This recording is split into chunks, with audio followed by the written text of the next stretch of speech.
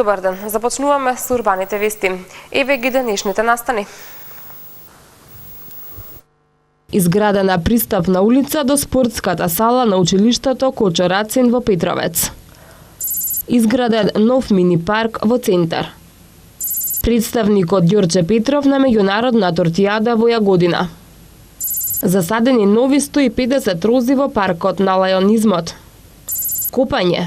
Премиера на Македонскиот народен театар. Општина Петровец денеска ги заврши активностите околу реконструкцијата на пристапната улица до основното училиште Кочо Рацин. Покрај улицата реконструиран и проширен е и паркинг просторот пред училиштето. На барање на директорката на основното училиште Кочо Рацин во општина Петровец, но и на родителите чии деца посетуваат настава во ова основно училиште. Локалната власт презеде мерки за обезбедување подобар пристап до спортската сала и до училиштето. Имено изминатиот период се работеше на реконструкција на пристапната улица, која долги години беше во многу лоша состојба. Улицата е долга 120 метри, а широка е 4 метри. Обновената улица според градоначалникот на општина Петровец Борче Митевски ќе даде придонес за зголемување на безбедноста на учениците. Денес завршиме со градежните работи на улицата која води до спортската сала во Кочо Рацин, односно пристапната улица која води од главниот пат Р103 до влезот на училиштето Кочо Рацин во Петровец. Улицата е долга 120 метри и широка е 4 метри. Претходно беше улицата во многу лоша состојба, значи ова е барањето на директорката од Кочо Рацин. Тоа што го бара родителите, што го бараше директорката, го реализираме.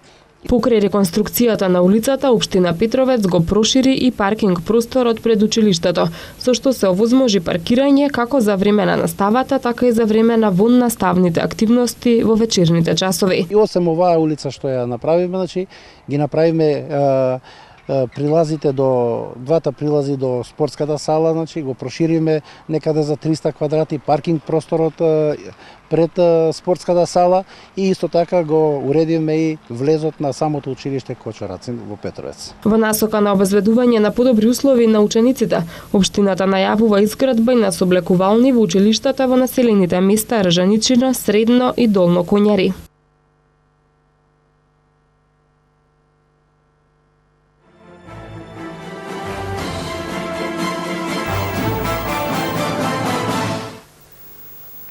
Општина Илинден ја организира 11-тата поред традиционална манифестација Подарете книга за Великденско јајце, символ на Христовото воскресение. Секој посетител на манифестацијата што ќе подари книга за возврат ќе добие црвено великденско јајце. Во чест на 2017-тото лето Господово символично ќе бидат украсени 2017 великденски јајца. На 13 април во четврток во периодот од 10 до 14 часот општина Илинден ја организира 11-тата поред традиционална манифестација Подарете книга за Великденско јајце, символ на Христовото воскресение.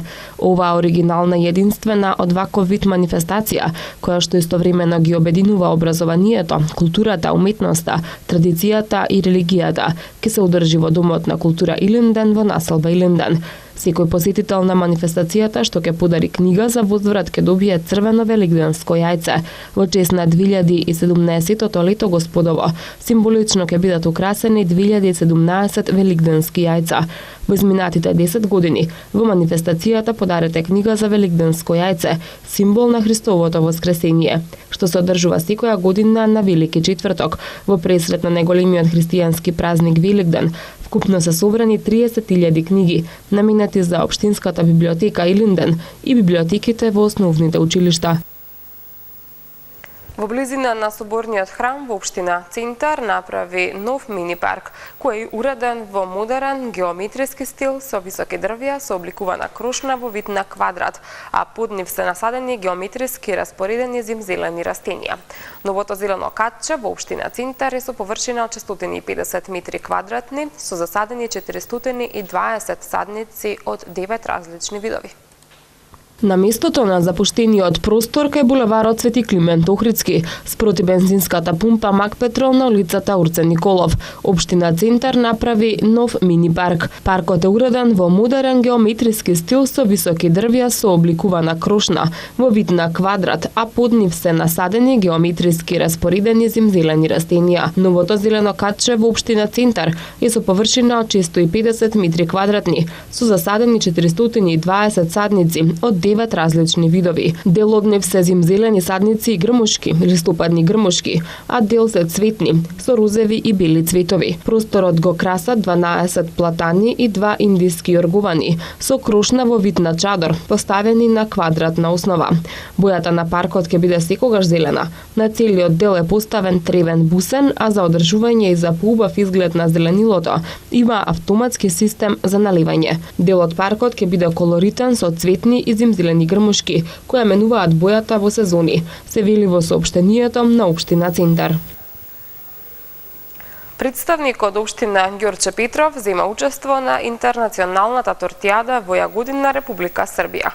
Представничката од Ѓорче Петров се представи со тортата прасе.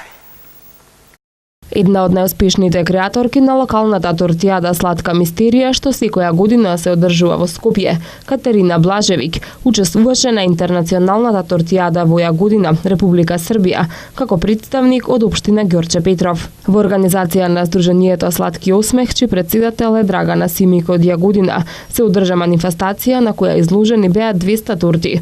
Тортите биле рангирани во 3 дела: свечени, детски и торти со чоколадна декорација. Тортијадата има хуманитарен карактер и по изложувањето и оценувањето.